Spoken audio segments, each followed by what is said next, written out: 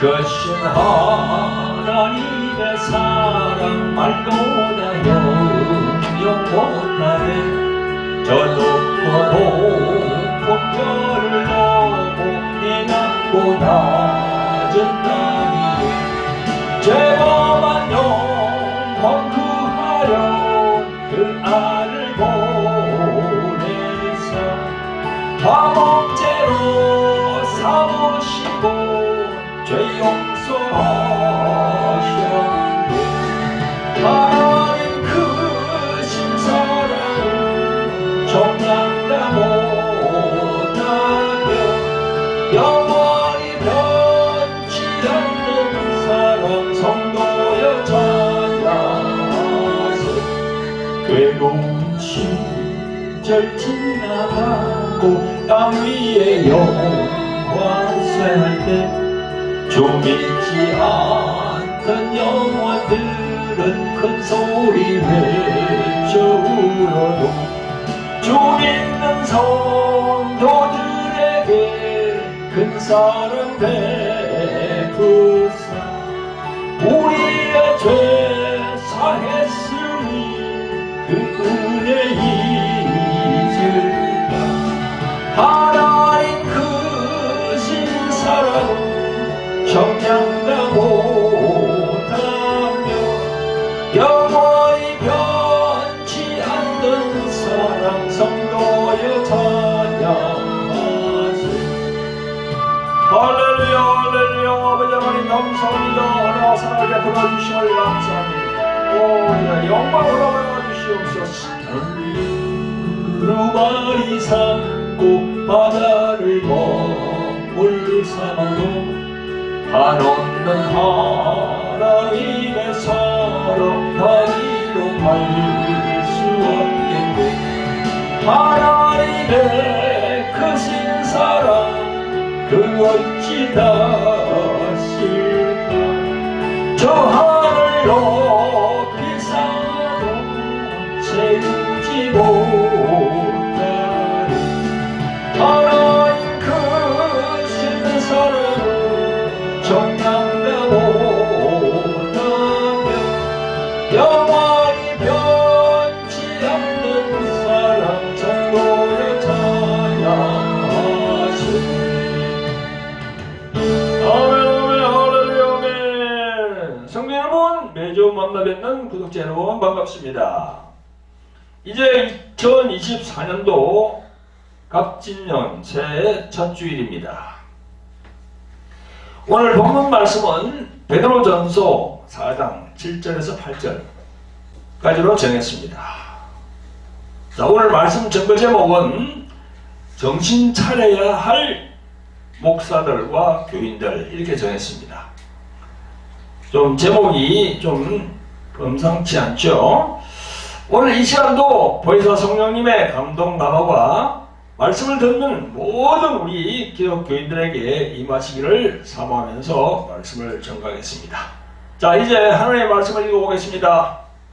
베드로전서 4장 7절 8절입니다. 시작. 만물의 마지막이 가까이 왔으니 그러므로 너희는 정신을 차리고 근신하여 기도하라. 무엇보다도 열심으로 살아갈지니 사랑은 허다한 죄를 덮느니라. 아멘. 만물의 마지막이 가까웠으니 그러므로 너희는 정신을 차리고 근신하여 기도하라. 정신을 차리라. 정신을.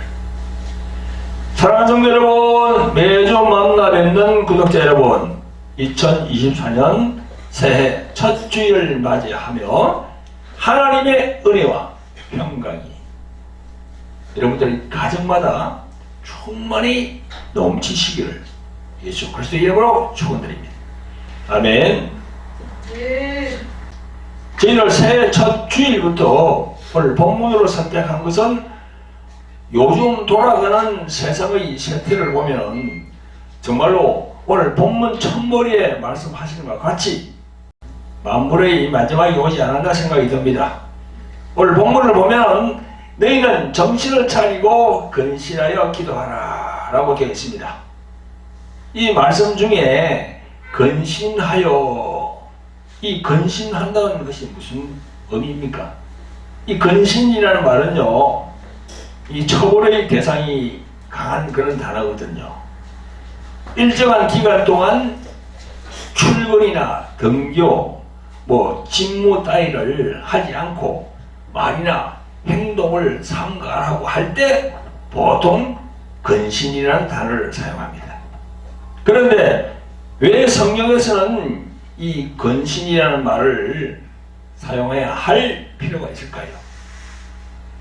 지금 마지막 때니까 그렇다는 겁니다. 이 말씀에 보면은 만물의 마지막이 가까웠으니, 이제 세상의 만물, 즉 세상에 있는 갖가지 모든 것이 그게 만물 아닙니까? 그죠? 그것이 마지막이 가까이 왔다는 겁니다. 그래서 근신할 필요가 있다는 거죠. 근신할 필요가 있다. 근신할 때가 되었다. 자신을 낮추고 말이나 행동이나 자제하면서 냉정해져서 말씀으로 분별을 해야 할 때가 왔다. 그런 이야기입니다. 성도 여러분, 구독자 여러분, 우리 모두가 명심해야 할 것은요, 성경은 처음이 있으면 나중에 있고 시작이 있으면 끝이 있다고 얘기하고 있죠. 우리 요한계시록 마지막 22장 보면요, 12절부터 잘 나와 있습니다. 보라, 내가 속히 오리니 내가 줄 상이 내게 있어 각 사람에게 그의 일한 대로 갚아주리라. 나는 알파와 오메가요, 처음과 나중이요, 시작과 끝이라. 이렇게 말씀합니다. 알파와 오메가. 우리가 영어 보면 영어가 제일 처음이 A가 나가죠. 제일 끝에 Z 아닙니까? 헬라어가 제일 처음이 알파거든. 제일 마지막이 오메가거든. 그래서 성경은 그렇게 얘기하고 있어요. 그래서 성경 곳곳에 보면 이런 말씀들이 많이 나옵니다. 마가복음 1장 15절에 보면요, 가라사대 때가 찼고 하나님 나라가 가까웠으니 회개하고 복음을 믿으라. 또 로마서 13장 12절에 보면 밤이 깊고 낮이 가까웠으니 그러므로 우리가 어둠의 일을 벗고 빛의 갑옷을 입자. 또 히브리서 10장 25절에 보니까 모이기를 피하는 어떤 사람들의 습관과 같이 하지 말고 오직 구하여 그날이 가까움을 볼수록 더욱 그리하자. 이렇게 나와 있어요. 마지막 시대를 얘기하는 겁니다. 지금 성도 여러분, 구독자 여러분, 성경에서는 전반적으로 세상의 종말을 말씀하고 있습니다. 그러나 종말을 말씀한다고 해서 종말론적 사고방식을 가지고 모든 재산을 다 팔아서 산으로 또는 어떤 지정한 장소로 가서 산다는 것은요, 거짓 선지자들이 농락하는 겁니다. 그런데 따라가면 안 돼요. 얼마나 많이 봤습니까? 지금까지. 얼마나 그 교회 신자들을, 그런 사람들을 미혹해가지고 하는 그런 거짓 선지자들 엄청 많이 봤거든, 지금까지. 우리는 익히 알고 있는 그런 일들입니다. 여기서 분명히 말씀드릴 수 있는 것은 종말론에 심취하고 몰입하여서 살 것이 아니라 정상적인 신앙생활을 하면서 항상 성경에서의 그 종말의 말씀을 생각하면서 근신하라는 것입니다. 그게 성경에서 요구하는 거예요.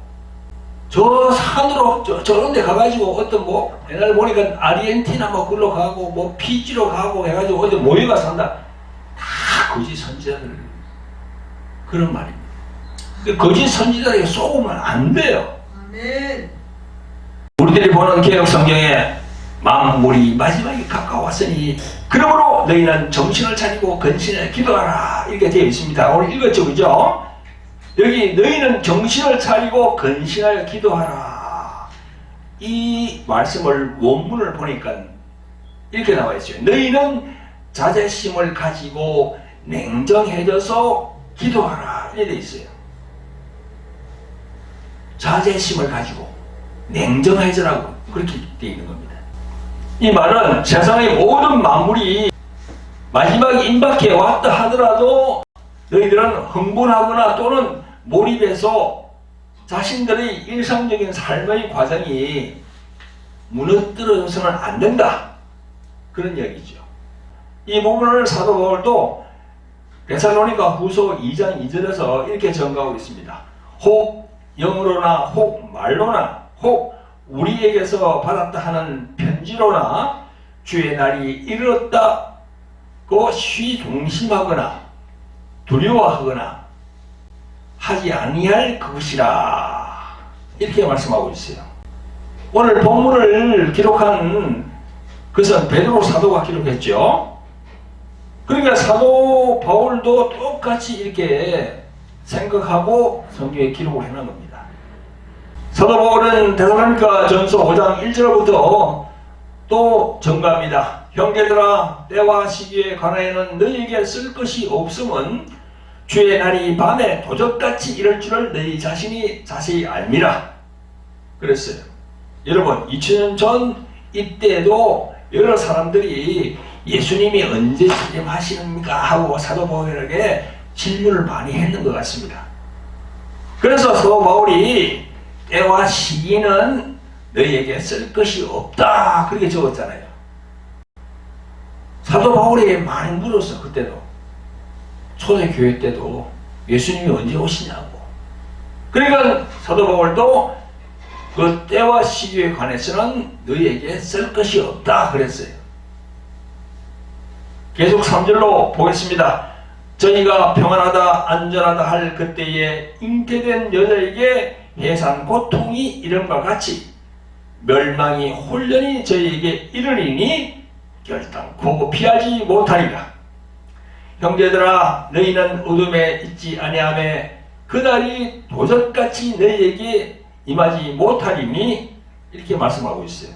여기서 사도 바울은요, 너희는 어두움에 있지 아니하기에 그날이 도적같이 너희에게 임하지 못한다라고 했습니다. 왜 다른 사람들에게 임하는 것처럼 도적같이 그 시기가 왜 임하지 않을까요? 그 이유가 다음 절에 나옵니다. 다음 절 5절 6절 보겠습니다. 너희는 다 빛의 아들이요 낮의 아들이라. 우리가 밤이나 어둠에 속하지 아니하나니 그러므로 우리는 다른 이들과 같이 자지 말고 오직 깨어 근신할지라. 이 사도 바울은요, 이 낮과 밤 그리고 빛과 어둠을 예로 들면서 그걸 대비해서 말씀을 전하고 있습니다. 10절부터 이렇게 전가합니다. 자는 자는 밤에 자고 취하는 자들은 밤에 취하되 우리는 낮에 속하였으니 근신하여 믿음과 사랑의 흉배를 붙이고 구원의 소망의 투구를 쓰자. 이렇게 전가하고 있습니다. 여기도 보니까 근신한다는 말이 또 나와요. 그러니까 사도 베드로도 근신하라. 사도 바울도 근신하라. 계속 근신 그렇게 나옵니다. 성도 여러분, 근신이라는 이 단어의 뜻이 뭐라고 했죠? 아까 앞에서 언급했죠, 그죠? 근신이라는 말은 자신을 낮추고 말이나 행동 거지에서 자제하면서 차분히 냉정할 필요가 있다. 그게 근신이에요. 여러분, 시대를 분별하는 신자나 주의 종은 어떤 사람들입니까? 성경에서는 그 무리들을 빛의 아들이요, 또 밤이나 어둠에 속해 있지 않은 사람들이라고 사도 바울, 사도 베드로가 얘기하고 있어요. 빛의 아들, 낮의 아들. 여러분, 낮은 밝잖아요. 어둠이 없잖아요. 빛이 왕성하잖아요. 밤은 빛이 없어요. 그래서 사도 베드로나 사도 바울이 빛과 어둠, 낮과 밤을 다 이렇게 예를 들면서 얘기하고 있는 거예요, 지금. 성도 여러분, 그러므로 근신하며 깨어있는 신자나 주의 종들은 하나님의 말씀에 바로 서서 자나 우러나 치우치지 아니하고 시대를 잘 분별하고 깨어 있는 겁니다. 깨어 있어야 돼요. 사랑하는 성도 여러분, 이 동영상을 보시는 구독자 여러분, 종말의 시대로 접어드는 이 시기에 밤이나 어둠에 속하지 아니하며 다른 이들과 같이 자지 아니하고 깨어 근신하는 여러분들 되시기를 예수 그리스도의 이름으로 축원드립니다. 아멘. 사랑하는 성도 여러분, 구독자 여러분, 오늘 본문을 보면 너희는 정신을 차리고 되어 있어요. 베드로 사도가 너희는 정신을 차리고 이렇게 되어 있습니다. 이 정신을 차린다는 것은 뭘 말합니까? 정신을 차린다는 것은요, 머리를 맑게 한다는 거야. 머리가 이 희미하면요, 이 정신을 못 차리잖아. 그죠? 그러니까 정신을 차리고 하는 것은 머리를 맑게 한다. 생각을 맑게 한다는 그런 의미죠. 정신이 흐릿하고 맑지 못하면 분별을 잘 하지 못하기 때문에 참 이게 문제가 있는 거죠. 여러분, 세상에서는 잘 사용하지 않지만 우리들 신자들은요, 영분별이라는 말을 많이 합니다. 교회에 나오지 않는 저 세상에 있는 사람들은 영분별이라는 말을 잘 몰라요. 분별은 알죠. 그러나 우리는 교회에서는 영분별 그렇게 얘기하거든요. 영분별은 뭡니까? 영의 분별을 하라는 겁니다. 영의 분별. 하나님의 말씀이 기록되어 있는 이 성경에서는요, 이 영의 분별을 정말로 잘 해야 한다고 계속 그렇게 강조하고 있어요. 영의 분별. 특별히 이 마지막 시대로 접어든 이 시점에서 영의 분별은요, 아주 중요한 부분입니다. 이 부분을 사도 요한이 기록한 요한 1서 4장 1절에 보면 이렇게 나와 있습니다. 사랑하는 자들아, 영을 다 믿지 말고 오직 영들이 하나님께 속하였나 시험하라. 많은 거짓 선지자가 세상에 나왔습니다 했어요. 사도 요한이 첫머리에 뭐라고 했습니까? 영을 다 믿지 말라. 영을 다 믿지 말라라고 했어요. 이 참 중요한 말씀이거든요. 왜냐하면 하나님께 속하였냐 아니면 하나님께 속하지 않고 마귀에게 속았나, 그걸 이제 시험해 보라는 거죠. 그게 영의 분별입니다. 즉 테스트 해보라는 거예요. 이런 하나님을 인정치 아니하고 예수 그리스도를 구원주로 믿지 않는 사람들보다는요, 저희들 기독교 강판을 달고 있는 수많은 교회, 그 교회들이 대상이에요. 아니, 저 세상에 있는 사람들 예수님을 믿지 않는데 영분별을 할 필요가 뭐 있습니까? 딱 바로 나왔는데, 세상에 많은 그 사람들 중에서 예수님을 믿지 않는 사람들은 벌써 이 손이 딱 꺼여 있는 거야, 지금. 우리가 성경에서 말하는 사탄 마귀에 속해 있다, 이렇게 보는 거죠. 하나님 쪽이 아닌. 근데 영분별을 하라는 것은 우리 기독교 안에서 영분별을 해보라는 겁니다. 왜? 기독교 안에도 거짓 선지자가 엄청 많거든, 지금. 양의 탈을 쓴 거짓 선지자가 많단 말입니다. 그래서 사도 요한은 바로 요한 1서 4장 2절 3절에서 이렇게 말씀합니다. 하나님은 영은 이것으로 알지 곧 예수 그리스도께서 육체로 오신 것을 시인하는 영마다 하나님께 속한 것이요 예수를 시인하지 아니하는 영마다 하나님께 속한 것이 아니니 이것이 곧 즉 그리스도의 영이니라. 오리라 한 말을 너희가 들었거니와 이제 벌써 세상에 있느니라 그랬어요. 사도 요한, 그 요한계시록을 쓴 사도 요한, 그 사도 요한은 영을 다 믿지 말라.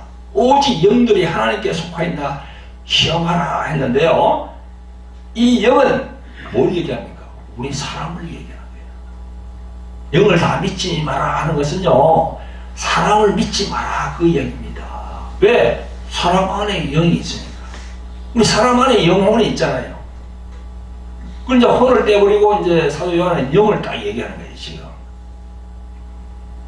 그래서 우리가 이 기존 교회 안에서도 우리가 이 거짓과 진실을 잘 구별을 해내야 됩니다. 예수 그리스도께서는요, 마태복음 24장 3절 이하에 보면요, 이렇게 말씀하십니다. 예수께서 감난산 위에 앉으셨을 때에 제자들이 종종이나 와서 가로되 우리에게 이르소서 어느 때에 이런 일이 있겠사오며 또 주의 임하심과 세상 끝에는 무슨 징조가 있사오리까? 예수께서 대답하여 가라사대 너희가 사람의 미혹을 받지 않도록 주의하라. 많은 사람이 내 이름으로 와서 이르되 나는 그리스도라 하여 많은 사람을 미혹해 하리라.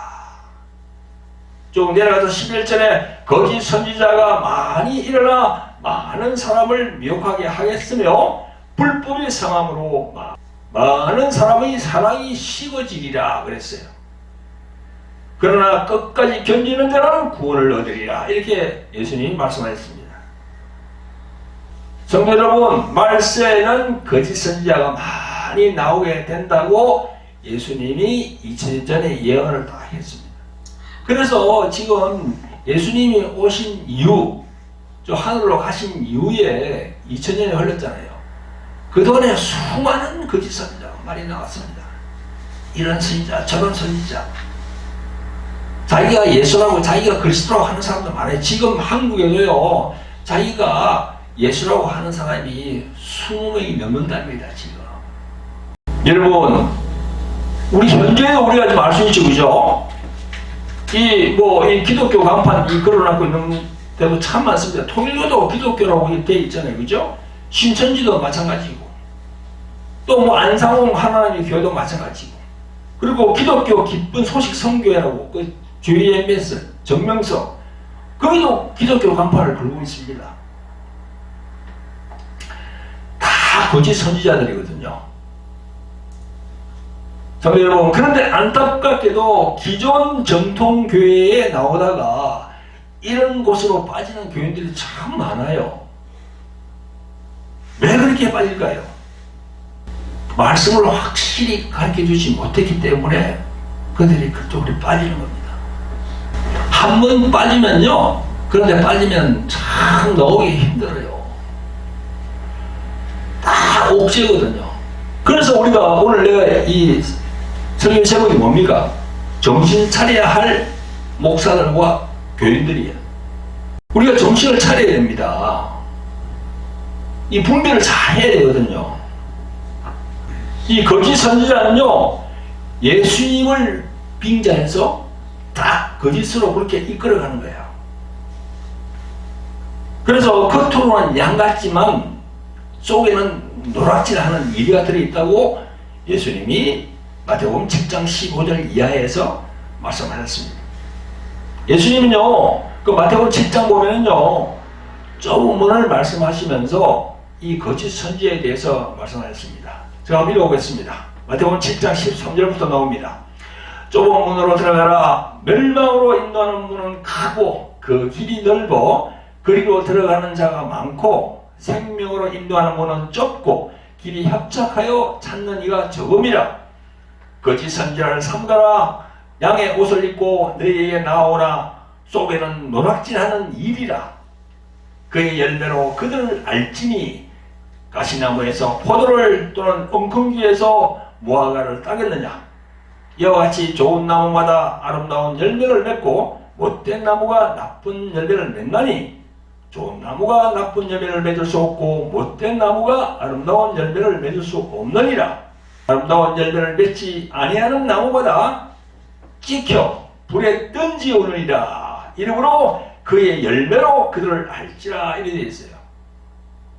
성도 여러분, 구독자 여러분, 예수께서 마태복음 7장에서 하시는 말씀을 읽다 보면 통일교, 신천지, 안상홍, 또 JMS, 만민중앙교회 이런 곳뿐만 아니라 기존 우리들이 정통 기독교라고 하는 예수교 장로회, 기독교 장로회, 감리교, 침례교, 성결교, 순복음교회 이런 곳에서도 예수님의 이 말씀이 다 적용이 됩니다. 그걸 알아야 돼요, 우리가. 예수님의 말씀이 다 적용이 돼요, 그게. 우리 이 정통이라고 하는 교회도 그걸 비교할 수가 없습니다. 사실 뭐 천주교는 여기서 내가 말씀을 안 드릴게요. 우리 기독교, 즉 개신교가 한 30년 전, 그러니까 1990년대까지는요, 이 사회를 이끌어가는 그런 종교라고 자부심이 있었습니다. 그러나 이 2000년 초반부터 나라가 점점 이렇게 좀 부강해지고 뭐 선진국으로 좀 들어갔잖아요, 그죠? 잘 살게 되다 보니까 교회도 크게 짓는 것이 유행이 되어서 교회 예배당을 크게 지어야만이 하나님이 영광 받으시는 것처럼 모두들 큰 교회당 짓는데 몰두했습니다. 그래서 이 물질이 교회로 들어오다 보니까 이 목회자들이 그냥 안락에 빠지는 거야. 돈의 유혹을 떨쳐버리지 못하고 끝까지 사회 문제를 이야기하면서 우리가 지금은 바깥에 나가가지고 전도하기가 잘 안 됩니다. 왜냐하면 세상 사람들이 자꾸 손가락질 하니까 너희들부터 잘해라고 하니까 전도가 안 되잖아요. 여러분, 외국에 있는 많은 사람들이 한국의 기독교, 이 개신교 목사들의 타락을 지적하면서 세 가지를 말한답니다. 첫째는 물질의 노예가 되었고, 둘째로는 이성 문제, 성적 타락, 세 번째로는 명예를 목사들이 너무 추구한다는 거예요. 딱 세 가지를 얘기한답니다. 저도 목사로서 그들의 지적에 반론을 제기할 수가 없습니다. 왜냐하면 그게 사실이니까. 그래서 우리 주의 종들이 하나님께 회개해야 할 그런 시기가 아닌가 생각이 들어요. 사실 교회를 이끌어가는 목사들의 비리가 이 매스컴을 통해서 세상에 알려질 때마다 한국 개신교의 앞날이 걱정이 됩니다. 우리 주의 종들이 하나님께 나아가서 회개해야 할 그런 시기입니다. 회개하는 것 말고는 한국의 기독교를 다시 살려서 보험시킬 수 있는 그런 방법은 없어요. 저를 포함한 목사들부터 엎드려서 하나님 앞에 회개해야 됩니다. 여러분, 지금 이름 있는 그런 큰 교회 목사들이 이런 설교를 못합니다. 못해요. 그러나 저라도 해야 되잖아요. 우리가 계속 이렇게 회개하지 않고 계속 나가다는요, 그 죄악의 인해서 하나님의 징벌이 내려오지 않는다는 보장이 없어요. 아멘. 그 타락의 결과는요, 딱 하나님이 심판하시거든요. 그러니까 우리 목사, 장로, 이 지도자들이 이 정신을 못 차리니까 그 목회자들로부터 양육받는 신자들이 정신이 혼미해지는 겁니다. 베드로 사도가 뭐라고 했습니까? 오늘 본문에 정신을 차리고 했잖아요. 이 영분별을 못하는 형국이 되니까 이 교회에 나와서 신앙생활을 한다는 신자들이 무엇이 옳고 그런 것인가를 몰라요. 정신이 혼미해지는 거야. 정신이 혼미해지니까 영이 흐릿해지는 거야. 판단을 제대로 못해요. 세상의 빛과 소금의 역할을 해야 할 목사, 장로들이 타락하게 되면 그들의 지도를 받는 신자들도 당연히 영이 흐릿해지고 정신이 혼미해서 타락할 수밖에 없습니다. 성도 여러분, 구독자 여러분, 누가 그랬던가요? 우리 한 민족이 해방 후 오늘에 이르기까지 교회는 교회대로, 민족은 민족대로 안에서나 밖에서나 존경과 사랑을 받을 수 없었던 것은 가난하고 힘이 없어서가 아니라 진실되지 못하기 때문이라고 했습니다. 그리고 이 나라에서 정치하는 사람들도 존경할 수 없고 신뢰하지 못하는 것도 진실됨이 없거든요. 그 정치인들도 진실됨이 없습니다. 아예 그냥 입에 거짓말을 달고 다녀요. 우리 모두는 우리나라가 잘 되길 바라고 남북 통일을 위해서 기도하고 간절히 원하고 있지만 가장 큰 장애물은 불신과 증오입니다. 이 불신과 증오는 우리 사회 전반에 퍼져 있는 암적인 존재라고 다 그렇게 얘기합니다. 불신과 증오 이 부분은 종교 분야에서 담당해서 해소해야 할 그런 부분이거든요.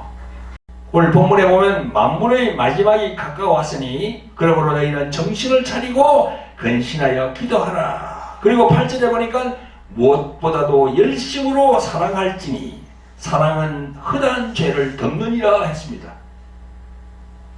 이 사랑이 나오잖아요. 사랑. 열심으로 사랑할지니 사랑은 허다한 죄를 덮느니라. 이 사랑. 세상에 널리 퍼져 있는 암적인 요소, 불신과 정오, 거기서 우리 사회와 가정, 더 나아가서 나라를 살릴 수 있는 것은 바로 사랑이라는 겁니다. 사랑. 여러분, 성경에서의 사랑이라는 것은 뭘 말씀합니까? 성경에서의 사랑이라는 것은 바로 하나님의 사랑, 곧 독생자를 우리 죄인들에게 보내주신 것. 그게 바로 사랑이에요. 하나님의 사랑. 근데 하나님의 사랑하면은 이걸 바로 십자가입니다. 예수님의 십자가, 저게 바로 사랑이야. 독생자를 우리에게 보내주신 그게 바로 사랑이라니까. 그래서 이 말씀 전하기 전에 제가 먼저 찬양을 하나님께 올린 게 있잖아요. 그 제목이 뭡니까? 그 크신 하나님의 사랑. 그 사랑이거든요. 그리고 성경에서 은혜라는 말을 많이 사용하는데 그 은혜라는 말이 또 뭐예요?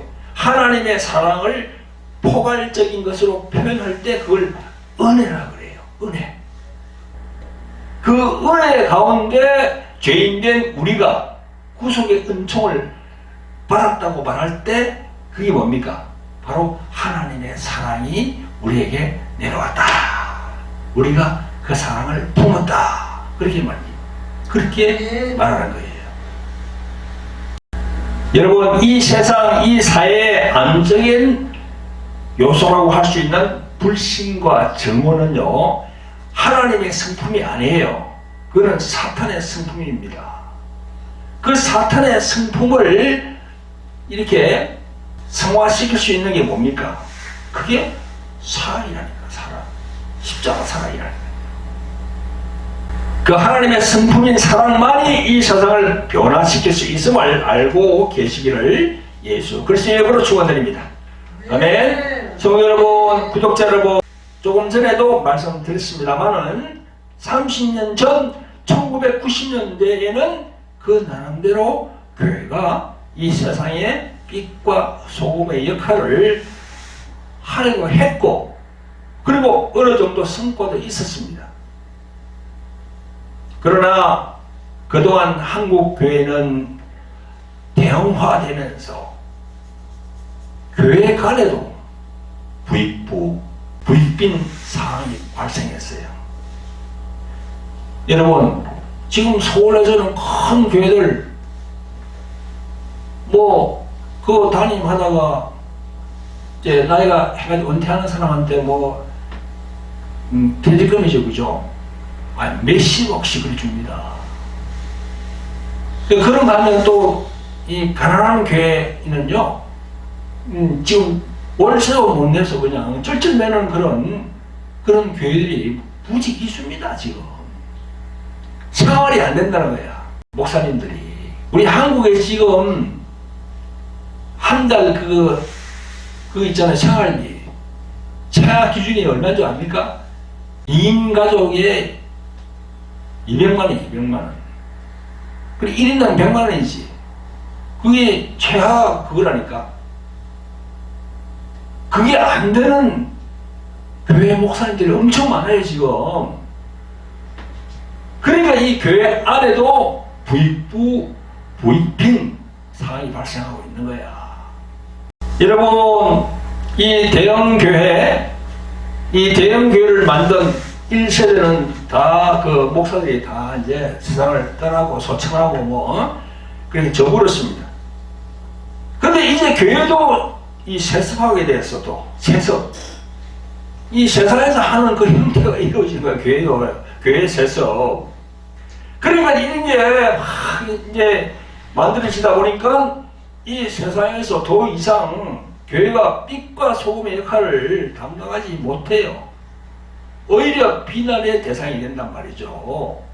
그게 바로 예수님의 얼굴에 먹칠을 하는 수준까지 이르렀어요. 지금 한국의 교회 현상이 그렇단 말이에요. 여러분, 성도 여러분, 그리고 이 시대는요 미디어 시대라고 합니다. 여러분도 잘 아시는 바와 같이 이제 공영방송 세 곳 말고도 수많은 채널이 생겼어요. 또 스마트폰 안에 세상의 모든 것이 다 들어있는 시대가 되었습니다. 그래서 스마트폰 하나로 다 해결돼요. 그 안에서 뉴스도 볼 수 있고, 그 다음에 오락도 할 수도 있고, 그 다음에 돈도 송금시킬 수 있고, 전화도 하고 사진도 찍고 안에 다 됩니다. 그게. 그러면서 이 유튜브 시대가 또 이래 됐어요. 한 6년, 7년 전부터 이 유튜브가 활성화되더니 이제는 손안에 있는 스마트폰이 그 유튜브가 생활화 됐습니다. 그 유튜버들은요, 또 정치 이념화가 되어서 자익, 우익, 이걸 전문으로 하는 정치 유튜버들이 생겨났습니다. 그래서 유튜브 회원수가 조회수 이게 바로 돈이거든요. 그러니까 이게 회원수가 30만, 60만, 100만까지 간답니다. 그들의 수입도 어마어마하답니다. 이런 정치 유튜버들이 기독교에 들어와서 신자와 목사들을 이념화시키고 또 신자들 간의 불신과 정오를 더 증폭시키고 있습니다. 그래서 이런 상황을 다 기회를 타고 이게 정치적으로 자기 존재를 공고히 하려고 나타나는 사람들이 있습니다. 그게 누굽니까? 그게 정치 목사들이에요. 이 정치하는 목사들이 완전히 기독교를 쑥대밭으로 만들어놨거든요. 내가 생각하기에 그들은요 성령이 함께하는 주의 종이 아닙니다. 여러분, 지금 이 방송을 보는 목사님 중에서, 성도님들 중에서 그런 정치색이 짙은 우익, 자익 그런 유튜브를 지금도 보고 계십니까? 당장 끊으셔야 됩니다. 왜 끊어야 되느냐? 제가 말씀을 드릴게요. 이게 말이죠, 계속 보면은요 자신도 모르게 솔타이가 됩니다. 솔타이 요구라는 걸 처음 들은 분들에게 얘기하는데, 솔타이라는 것은 혼의 묶임이 된다는 겁니다. 이 유튜브가 말이죠, AI 알고리즘이 있어요. 그래서 어느 부분을 계속 보고 듣다 보면요, 그 부분과 관련된 영상이 계속 옆에 올라옵니다. 좌익 유튜브를 보면 좌익이 계속 올라와요. 우익 유튜브를 보면 우익이 계속 옆에 올라옵니다. 비슷한 그 내용들이. 그럼 어떻게 됩니까? 분별을 못해요. 그 얘기만 듣다 보니까 그것이 옳은 것으로 생각되어서 자신의 옳고 그른 것을 분별하지 못해요. 그래서 이 교인들이 지금 큰일 난 거예요. 지금 정말 정신을 차려야 할 시기가 왔어요. 지금 이렇게 기독교가 나가다가는요 큰일 납니다. 지금 이런 설교를 이 큰 교회 목사들은 못해요. 왜냐하면 하면은 그냥 난리나거든. 댓글을 막 올려가지고, 저야 지금 교인도 없습니다. 이 사모님하고 지금 내가 예를 드리고 있어요. 우리 식구들하고 같이. 그래 당당히 할 수 있는 거지. 우리 모두가 정신을 차려야 할 시기예요. 이 교인들보다 지도자급에 있는 목사, 장로, 권사, 전도사들이 정신을 똑바로 차려야 할 시기가 왔습니다. 코로나19 이후로 많은 교회들이 문을 닫았고, 또 코로나 기간이 끝나도 신자들이 모여서 기도하기를 싫어해요. 참 이상하게 됐어요, 지금. 그 코로나 여파가 막 다 신앙까지 완전히 침몰했어요. 모이지 않으려고 그래요. 예배를 드리지 않으려고 그래요. 찬양하는데도 가지 않으려고 그래요. 이 마지막 때가 되면 모이기를 피한다고 이렇게 성경에서 얘기를 하고 있거든요. 그런데 그 몇몇 정치 목사들이 주최하는 그런 뭐 집회 있잖아요. 뭐 1000만 뭐 동원 집회라고 하는 그런 거 있잖아요. 그죠? 그런 집회는 잘 가. 목사라는 사람들이 입에서 욕설이 난무하고 불신과 정오와 신성모독적인 발언을 해도 아멘 아멘 하면서 근데는 잘 가. 그리고 또 그 헌금도 막 바치면서 그 정신이 완전히 나간 사람들이 지금. 이 정신이 나가도 보통으로 나간 게 아니에요. 그게 아까 내가 뭘 했습니까? 유튜브를 계속 그걸 보면은 그렇게 빠진다니까요. 분별을 못해요, 지금.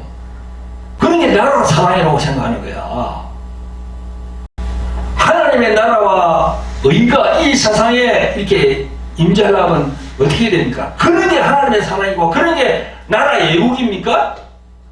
아까 내가 뭘 했습니까? 하나님의 사랑이 이 세상에 운동할 때, 그게 바로 하나님의 나라가 서거든요, 이 세상에. 아멘. 십자가의 사랑만이 이 나라를 바로 세울 수가 있어요. 아멘. 이 신자들이 그런 곳에 가지 않고 호응치 않아야만이 그런 정치 목사들도 사라질 터인데 완전히 정치색으로 확정 편향되어 가지고 목사 장로 집사들이 지금 병적으로 지금 완전히 그렇게 퍼지고 있어요. 지금. 아니 그런 정치 집회 때문에 예수님이 십자가에서 피 흘렸었습니까? 매번에 질문 한번 해봐요. 여러분들 이 유튜브로 보는 분들, 제가 앞에서도 말씀을 드렸습니다만은 우리 사회에 빛과 소금이 되어야 할 목사, 장로, 집사 그런 신자들이 불신과 정오를 부추기고 하는 그런 정치 목사들 그 집회에 참여하는 게 그게 성경적입니까? 성령께서 그렇게 하라고 했어요? 기도해보니까 성령이 그게 가라고 했습니까? 어떤 사람은 그러더라고. 기도해보니까 그게 가라고 했다고. 그거 진짜 성령께서 그렇게 했어요? 사람도 귀신이 그렇게 했지. 조금 전에 말씀해서 마태복음 17장 13절부터 읽어드린 그 말씀 중에 거짓 선지자를 삼가라. 양의 옷을 입고 너희에게 나오나 속에는 노략질하는 일이라. 그의 열매로 그들을 알지니 했습니다. 예수님의 말씀을 좀 들어요. 예수님은 하나님이세요. 하나님의 아들로 이 땅에 오셨지만 그분은 하나님이십니다. 하나님의 본체예요. 그걸 요한복음 1장 1절 태초에 그리스도가 계시리라. 그 그리스도가 하나님이시라 되어 있잖아요. 예수님의 말씀을 들어야지요. 그의 열매로 그들을 알지리. 그 정치 목사들, 그 사람들이 과연 성령의 열매가 있습니까? 성령의 열매 9가지가 있습니까? 사랑, 희랑, 화평, 인내, 자비, 양선, 믿음, 온유, 절제, 이 9가지 성령의 열매가 그들에게 있습니까? 그 정치 목사들의 삶에서는요, 이 열매들이 보이지 않아요. 저만 그렇게 보는 겁니까? 예수님의 말씀을 다시 한번 기억하시기 바랍니다. 그들의 열매를 봐라. 그들의 열매를 봐라. 그 열매 안에 사랑이 어디 있습니까? 인내가 어디 있어요? 자비가 어디 있어요? 온유가 어디 있어요? 절제가 어디 있어요? 불신과 정오로 막 부치면서 더 분열시키길 원하지. 여러분, 많은 신학자들은 교회가 세상으로부터 갈등과 정오를 부추기는 그런 이야기를 들어서는 안 되고 회개하고 성경으로 돌아가야 한다고 말씀하고 있습니다. 성경으로 돌아가는 거예요. 성경으로. 성경. 이 성경 하나님 말씀으로 돌아가는 거야. 오늘 이 방송을 들으시는 분들 중에서 그런 정치 집회에 가담하고 성령께서 원하지 않는 일을 하는 목사님과 신자분들이 있습니까? 회개하고 거기에서 돌이키시고 성경에서 말씀하시는 그 진리, 그 사랑의 길로 가시기를 예수 그리스도의 이름으로 권면하는 바입니다. 아멘. 아멘. 자, 기도함으로 전설을 마치도록 하겠습니다. 사랑과 긍휼이 풍성하신 아버지 하나님, 새로운 한 해를 주심을 감사드립니다. 오늘은 세상의 빛과 소금의 역할을 해야 할 기독교의 목사 장로들과 신자들이 세상 풍조에 속하여 정신을 차리지 못하고 어느 것이 진리인지 어느 것이 거짓인지 모르고 행하는 일들에 대해서 말씀을 선포했습니다. 올해는 모두가 성령 안에서 영분별을 잘하며 하나님이 기뻐하시는 삶을 살기를 원합니다. 성령님, 어리석은 우리들을 긍휼히 보시고 진리 안에 항상 거할 수 있도록 성령이시여 인도하여 주시옵소서. 우리를 죄에서 구원하신 예수 그리스도의 이름으로 감사하며 기도합니다. 아멘. 성도 여러분, 구독자 여러분, 오늘 말씀을 마치면서 저희 교회에 광고가 있습니다. 몇 가지 광고하겠습니다. 첫째는요, 저희 책 광고입니다. 제가 저술한 책이 있습니다. 돌항아리 영의 전쟁, 네? 이 돌항아리 영의 전쟁, 이 책이 있습니다. 그래서 마음적으로 힘들어하시는 분들 이 책을 보면은 돌파구가 있을 겁니다. 그리고 이제 이게 십자가의 생명을 가졌는가. 네. 여러분, 이 밖에 있는 그런 서점에서 살라 그러면 비쌉니다. 그래서 이 두 권을 합쳐가지고 여러분들에게 드리는 거니까요, 별로 비싸지도 않습니다. 밖에서보다는 싸게 해서 여러분들에게 드립니다. 네. 필요하신 분들은 제가 밑에 전화번호가 나가고 있으니까요, 연락 주시면 되겠습니다. 둘째로는요, 돌항아리 홀리 힐링 집회입니다. 매주 화요일 저녁 8시에 유튜브 생방송됩니다. 돌항아리 홀리 힐링 집회는 성령으로 인도받는 그 치유 집회입니다. 교회에 나오는 신자들 중에서 육체적인 각종 질병, 또 정신적인 그런 우울증, 조현병, 공황장애, 불면증 등으로 힘들어하는 분들이 참 많습니다. 그런 분들이 이 집회에 참여하시기 바랍니다. 언제냐고요? 매주 화요일 저녁 8시 돌항아리 TV로 들어오시면 됩니다. 그리고 셋째는요, 글로리 경배와 찬양과 기도 집회입니다. 매주 목요일 오후 3시, 그 오후 3시부터 유튜브 생중계됩니다. 하나님께 경배와 찬양을 올림을 사모하는 분들은 참여하시기 바랍니다. 그리고 교회로 오실 분들은요, 2시 30분까지 오시면 됩니다. 그래서 찬양과 기도가 끝난 후에 치유 사역도 해드립니다. 저희 교회는 어디 있냐면요, 부천시 원미구 신곡동입니다. 전화를 문의해 주시면 잘 설명을 해 주실 겁니다.